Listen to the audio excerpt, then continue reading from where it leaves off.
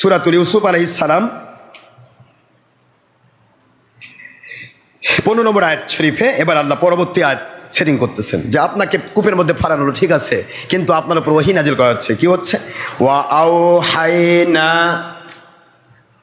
আল্লাহ বলতেছেন আমি তার উপর ওহী নাজিল করলাম। কি নাজিল করলাম? ওহী নাজিল করলাম। আওহাইনা ইলাইহি, তার নিকটে। কি ওহী নাজিল করলেন তিনি? আল্লাহ বোঝাচ্ছেন আগে অ্যাডভান্স, দেখেন পরে কি হবে, অ্যাডভান্স খবর কে দিচ্ছেন?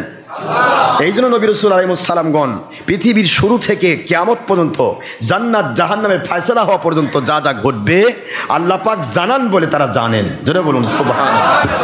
এটা যারা স্বীকার করবেন না তারা কোরআন অস্বীকার হয়ে যাবে।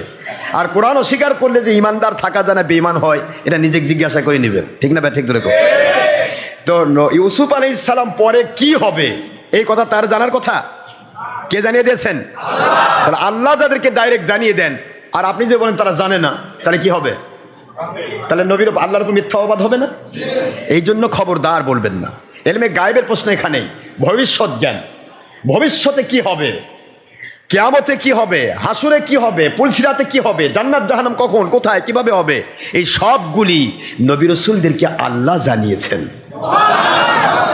আর আল্লাহ জানিয়েছেন বলে তারা জানেন। সুতরাং আল্লাহ গায়েবের মালিক আর নবীগণ হচ্ছে আল্লাহর পক্ষ থেকে প্রাপ্ত, গায়েব প্রাপ্ত। জোরে বলুন সুবহানাল্লাহ। গায়েবের জ্ঞান, গায়েবের সংবাদ প্রাপ্ত, সুসংবাদ প্রাপ্ত। সুতরাং এগুলি কথা আমি এর আগেও আপনাদের বলেছি যে নবী শব্দের অর্থই কাজী আয়াজ রহমতুল্লাহ তার শিফা শরীফে লিখেছেন, এবং সরে শিফার মধ্যে মোল্লা আলী কারি রহমতুল্লাহ লিখেছেন, যত আলিয়া সবাই লিখেছেন নবী, নুন বা ইয়া, নবী। এই নবী শব্দের অর্থই হচ্ছে দুনিয়াবাসী যা জানতো না সেই সংবাদ, গায়েবের সংবাদ দানকারী আল্লাহর পক্ষ থেকে যারা, তাদেরকে নবী বলা হয়। এই নবী শব্দের অর্থ। আল্লাহ রাব্বুল আলামিন বলেন وَأَوْحَيْنَا إِلَيْهِ لَتُنَبِّئَنَّهُمْ بِأَمْرِهِمْ هَذَا وَهُمْ لَا يَشْعُرُونَ।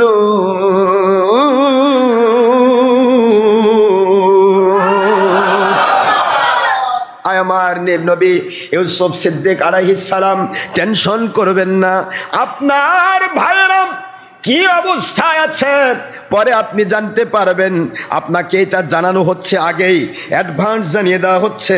ওয়াহাইনা, আপনাকে আমি ওহী নাজিল করেও জানাচ্ছি, ইলাইহি, তার নিকটে, লাতুনাব্বি আন্নাহুম, ওই মানুষগুলো, আপনার ভাইয়েরা আপনার সাথে যে দুর্ব্যবহার করলেন, যেই সমস্ত কাজগুলি করলেন, তাদেরকে আপনি নিজেই তাদেরকে খবর দেবেন, নিজেই তাদেরকে খবর দিবেন। ওরা যখন বিপদগ্রস্ত হবে, ওরা যখন অর্থহীন হয়ে যাবে, ওরা যখন ক্ষুধার তাড়নায় নিজের সন্তান সন্ততি আহল পরিবারের পক্ষ থেকে যখন তারা তাড়িত হবে, খাবার নিয়ে আসো, কেন খাবার নিয়ে আসতেছ না? 3 দিন যায়, 5 দিন যায়, কেন খাবার আসতেছে না? পাগলের মতো যখন ওরা ক্ষুধার তাড়নায় তাড়িত হবে, ওই সময়ে আপনি ওদেরকে খবর দেবেন, আজকের দিনে আপনার সাথে যে দুর্ব্যবহার করা হলো, আপনাকে যে মারতে চাওয়া হলো, আপনাকে যে খুন করতে চাওয়া হলো, আপনাকে যে কূপে ফেলানো হলো, আপনাকে যে লাঞ্ছিত করানো হলো, আপনাকে যে শরীর দিয়ে, মুখ দিয়ে, নাক দিয়ে রক্ত বের করা হলো, এত কষ্ট আপনাকে দেওয়া হলো, এই কথাগুলি অচিরেই অল্প সময়ের ভিতরে আপনার ভাইদের কাছে তাদের অভিভাবকত্ব লাভ করে তাদেরকে খাদ্য খাবার দিয়ে যখন আপনি পরিপূর্ণ করবেন, ওই সময় আপনি নিজেই তাদেরকে সংবাদটা পরিবেশন করবেন। এই সংবাদটা আমি আল্লাহ আপনাকে জানায় দিচ্ছি, কারণ আপনি হবেন গোটা মিশর, ফারদান, কেনানের বাদশা। আপনার কাছে সমস্ত এরিয়ার খাবারগুলি আমি আল্লাহ রব্বুল আলামিন পঞ্জীভূত করব। আল্লাহু আকবার, জোরে বলুন। আপনি হবেন,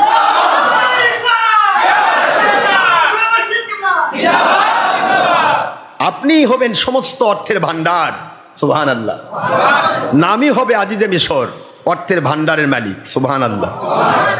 পুরা মিশরের ভান্ডার যার হাতে, এই পজিশন আমি আপনাকে দেব।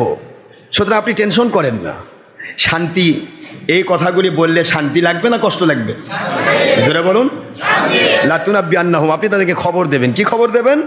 বিআমরিহিম হাদা, আজকের বিষয়গুলি, এই যে আজকে তারা যে ব্যবহার আপনার সাথে করলো, এই ব্যবহারগুলি আপনি সেদিন তাদেরকে সংবাদ দেবেন, ভাইরা আমার, আপনারা আমার সাথে এই রকম ব্যবহার করেছিলেন। সুবহানাল্লাহ, জোরে বলুন। কিন্তু ইউসুফ আলাইহিস সালাম যখন এটা পরিবেশন করবেন, তখন তিনি এমনভাবে করবেন, ভাইয়েরাও তারা লজ্জায় সম্পূর্ণ মাথা নত হয়ে যাবে। ইউসুফ আলাইহিস সালামকে মুহূর্তের মধ্যে তারা আল্লাহ পাকের দয়ায় সেই সময়ের সিস্টেম অনুসারে সেজদায় পতিত হয়ে যাবে। জোরে বলুন সুবহানাল্লাহ। সে সময় আসতেছে, যদিও আমাদের শরীয়তে মুহাম্মদীতে তাজিমি সেজদা জায়েজ নাই, মনে থাকবে তো? শরীয়তে মুহাম্মদী তাজিমি সেজদা জায়েজ নেই, কিন্তু সেই শরীয়তে তাজিমি সেজদা জায়েজ ছিল। এটাই তিনি দেখেছিলেন, রাআইতুহুম লিসাজিদিন, মা বাবা এবং 11টি তারকা তার ভাই সবাই তাকে সেজদা করতে দেখেছেন। সুবহানাল্লাহ, জোরে বলুন। এই স্বপ্নের তাবির যেদিন হবে, যেদিন এই স্বপ্নের যখন আপনার পরিপূর্ণ বাস্তবায়ন হবে, সেই দিন ইউসুফ আলাইহিস সালাম তাদেরকে এই খবরটা দেবেন। এই কথাটা আল্লাহ পাক কূপের মধ্যে তার উপর ওহী নাজিল করছেন। কোথায় ওহী নাজিল হচ্ছে? কূপের ভিতর। ভাইজান আমার, আল্লাহর নবীদেরকে জুলুম করলে তার রেজাল্ট কি হয়, এই রেজাল্টটা আল্লাহ পাক জানিয়ে দিয়েছেন। স্বয়ং ইয়াকুব আলাইহিস সালাম, তিনি নবী, বাবা ইয়াকুব আলাইহিস সালাম তিনি স্পষ্ট জীবিত আছেন, তারপরেও তার সন্তানদের সাথে তিনি ভালো ব্যবহার করছেন না। সন্তানরা চেয়েছিল, ভাইকে যদি দেশ থেকে তাড়িয়ে যাই, ভাইকে যদি মেরে ফেলি, তাহলে বাবা আমাদেরকে ভালোবাসবে। কিন্তু না, পরিণাম এমন হয়ে গেল যে তারা তার বাবা থেকে বহু দূর চলে গেলেন। বাবা তাদেরকে ছেড়ে দিয়ে আস্তে করে একা একা একটা রুম তৈরি করলেন। তোমাদের মতো এমন অবুঝ সন্তানদের সাথে আমার কোনো কাজ নাই, যারা নবী নাম পেয়ে নবী ইউসুফ আলাইহিস সালামের সাথে দুর্ব্যবহার করতে পারো, এমন সন্তানের সাথে আমার কোনো কাজ নাই। আল্লাহু আকবার। চিন্তা করতে পারেন, এরা চাইছিল কি আর হচ্ছে কি? এরা চেয়েছিল কি? মুহূর্তের মধ্যে দুই ভাইয়ের মধ্যে মারামারি হলো, রক্তাক্ত। যেমন রক্তাক্ত করেছে ইউসুফ আলাইহিস সালামকে, তার চেয়ে বেশি রক্তাক্ত হলো ইয়াহুদা, যে ইয়াহুদা ষড়যন্ত্র করে ফেলাইলো। নাউজুবিল্লাহ, জোরে বলুন। আপনাদেরকে বুঝতে হবে, ইসলামী শরীয়তে যার উপর জুলুম করে, যার উপর জুলুম করা হয়, তাকে সে এক ধাপ উপরে উঠায় দেয়, আর যারা জুলুম করে তারা অনেক ধাপ নিচে নেমে যায়। ইসলামী শরীয়তে জুলুম নেই ভাইজান। এই জন্য আল্লাহ পরিষ্কার বলেছেন, ইন্নাল্লাহা লা ইয়াহদিল কওমাজ জালিমিন।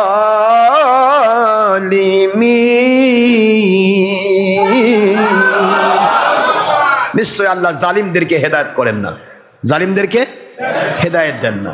এই জন্য আমরা বলেছি, আমরা প্যানাতে লেগেছি, জঙ্গি, সন্ত্রাসী, খুনি এবং জালিম কখনো মুসলিম হতে পারে না।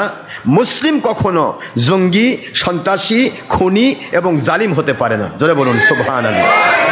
কারণ কি? জালিম যদি নিজেই হেদায়েত না পায়, তাহলে সে কোথায় যাবে? জাহান্নামে যাবে। তেনার উপর জুলুম করেছিলেন, এই জুলুমের রেজাল্ট আল্লাহ দিচ্ছেন। শুনুন, এখন উনি কূপের মধ্যে থাক, জিবরাইল আলাইহিস সালাম তাকে কোলের মধ্যে রাখছেন। সুবহানাল্লাহ পড়বেন না? কূপের মধ্যে কি ঘটবে এরপরে আমি আসতেছি। কূপের উপরের ঘটনা একটু বলি, বলবো? কূপের উপরের ঘটনাটা কি হচ্ছে? এই 10 ভাই এখন চিন্তা করতেছে, আব্বুর কাছে কেমনে পৌঁছবো।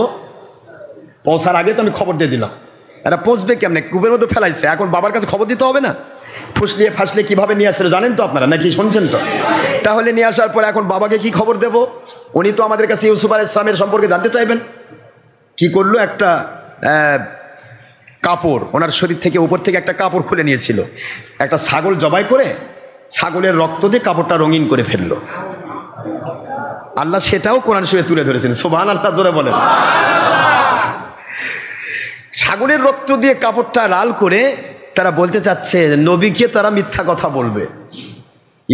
ইয়াকুব আলাইহিস সালাম নবী নাকি? নবীর কাছে মিথ্যা কথা ধরা পড়বে না? কিরকম? শয়তান যখন মানুষের মাথায় ভর করে, তখন সে ব্যক্তি দিক বিদিক জ্ঞান হেরে ফেলে। নবীর কাছেও মিথ্যা বলে, আর আপনি আমি তো রাখতেই নাই। কি কথা বলে, ঠিক না ঠিক? তো তো মিথ্যা বলতেছে নবীর কাছে। দেখেন নবী ইয়াকুব আলাইহিস সালামকে বুঝাবে যে আপনার ছেলেকে কি করছে? বাঘে খাইছে। নাউজুবিল্লাহ জোরে বলে। বাঘে খাবে কেমনে? বাঘ পর্যন্ত ইয়াকুব আলাইহিস সালামের কাছে বলবে আমরা কোন নবীর সাথে জুলুম করতে পারি না। দেখেন আসতেছে খবর। এরা আল্লাহর কোরআনের ভাষায় এটা বলা হলো, কিভাবে ওরা যাচ্ছে সেই কথাটাকে বলি। ওয়াজাউ আবাহুম ইশাআন ইয়াবকুন।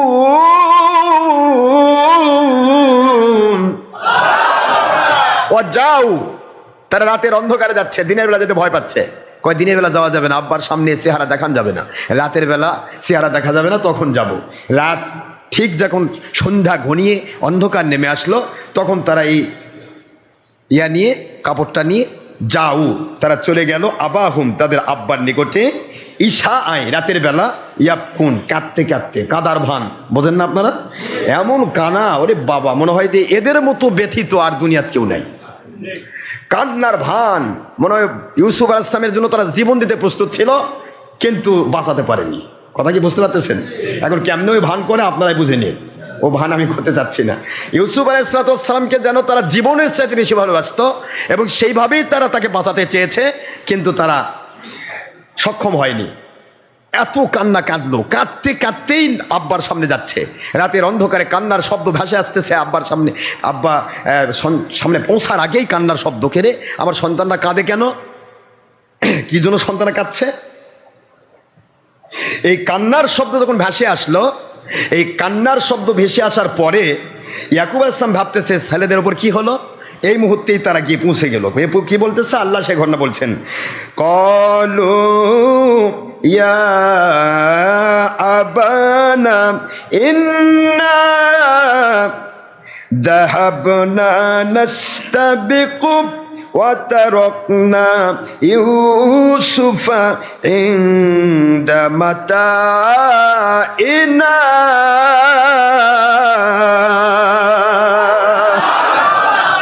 فأكله الذئب وما أنت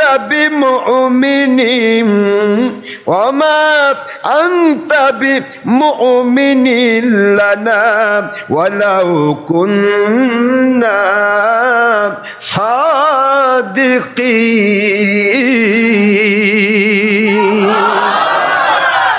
তারা যে অভিনয়টা করেছে ওটাও আমার আল্লাহ কোরআন শরীফে তুলে ধরেছেন। সুবহানাল্লাহ, কি মালিক আমাদের! ইচ্ছা করলে সঙ্গে সঙ্গে ধ্বংস করে দিতে পারতেন, কিন্তু দিলেন না আমাদের শেখানোর জন্য। সুবহানাল্লাহ, যে আল্লাহ কত ধৈর্যশীল। আল্লাহ বলতেছেন, ওরা এসে কি বলতেছে, আয় আমাদের আব্বা, ইয়া আবানা, আয় আমাদের আব্বা, কলু, তারা বলছে, ইয়া আবানা ইন্না, আমরা, যাহাবনা, আমরা গিয়েছিলাম, নাস্তাবিকু, দৌড় প্রতিযোগিতায়, দীর্ঘক্ষণ দৌড় প্রতিযোগিতা করছিলাম। দৌড় প্রতিযোগিতা করতে করতে এত দূর চলে গেলাম, ও তারাকনা, রেখে গিয়েছিলাম। সে তো দুর্বল, সে তো, ইউসুফ তো ছোট মানুষ, সে তো আমাদের সাথে দৌড়াতে পারবে না, এই জন্য তাকে রেখে গেলাম, ছেড়ে গেলাম। ইউসুফকে ইনদা মাতাইনা, আমাদের রসদপত্র, আমাদের সামানপত্র, আমাদের খাদ্য খাবার, এখানে তাকে রেখে গিয়েছিলাম। রেখে গিয়ে আমরা মরুভূমির মধ্যে দৌড় প্রতিযোগিতায় নেমেছিলাম। যে দৌড় প্রতিযোগিতায় যখন নামছি, এই সময়ে আমরা ইউসুফ আলাইহিস সালামকে পরে যখন ঘুরে আসলাম, এসে দেখতে পেলাম কি, আকালাহু যিবু, তাকে নেকড়ে বাঘ খেয়ে ফেলেছে। ফাকালা মানে খেয়েছে, অতঃপর খেয়েছে, হু মানে তাকে, ইউসুফ আলাইহিস সালামকে, যিবু মানে নেকড়ে বাঘ খেয়ে ফেলেছে। ওয়ামা আনতা, দেখেন মিথ্যাবাদী কিন্তু মিথ্যা বলতেও ধরা খায়। ওয়ামা আনতা বিমুমিনিন লানা, আপনি তো আমাদেরকে বিশ্বাস করবেন না। আচ্ছা, আব্বা যে বিশ্বাস করবে না এরা জানলো কেমনে? কি কথাই বুঝতেছেন নাকি আপনি? তোরা কথা বলেই দেখ, কিন্তু কথা বলার পরে বলছে ওমা আনতা বিমুমিনিন লানা, আপনি তো আমাদেরকে বিশ্বাস করবেন না। আমরা যদিও লাউ কুন্না সাদিকিন, যদিও আমরা সত্যবাদী, আমরা মহা সত্যবাদী, সত্য কথা বলছি, কিন্তু আপনি বিশ্বাস করবেন না। কি কথা কি বুঝতে পারতেছেন আপনি? ইয়াকুব আলাইহিস সালাম বলেন, তাই তো, কথা তোমরা বলবে, তোমরা আমার সন্তান, তোমরা কথা বলবে, আর আমি নবী বিশ্বাস করব না। কি ধরা খাচ্ছে কিনা জোরে বলুন? আমি বিশ্বাস করবো না কেন? সত্য বলে তো বিশ্বাস করবোই। আসলে যে ব্যক্তি বলে আমি মহাসত্যবাদী, বোঝা যাচ্ছে তার মধ্যে কোনো ভেজাল আছে। চোরের মন বলে না চোরের মন? একটা পুলিশ যদি যায় আর 1000 চোর যদি বসে ভাগ বাটোয়ারা করে, ওরা সব ফেলে দিয়ে দৌড় দিবে, ওরে বা পুলিশ আমাদের ঘুরবে আসছে। কথা ঠিক না বা ঠিক? কিন্তু 1000 পুলিশ যদি যায়, আর একটা ভালো মানুষ যদি রাস্তায় কাজ করে, তার অফিসে কাজ করে, ওই ভালো মানুষ পুলিশের দিকে তাকায়ও না, নিজের কাজে ব্যস্ত, আমি কারো অপরাধ করিনি, ও চিন্তাই নাই, পুলিশের কাজে পুলিশ যাচ্ছে, আমার কাজ আমি করছি। কথা ঠিক না বা ঠিক? জোরে বলেন না কেন? মিথ্যাবাদীরা সব সময় ধরা খায়। নবীর কাছে গিয়ে কিরকম মিথ্যার ভান,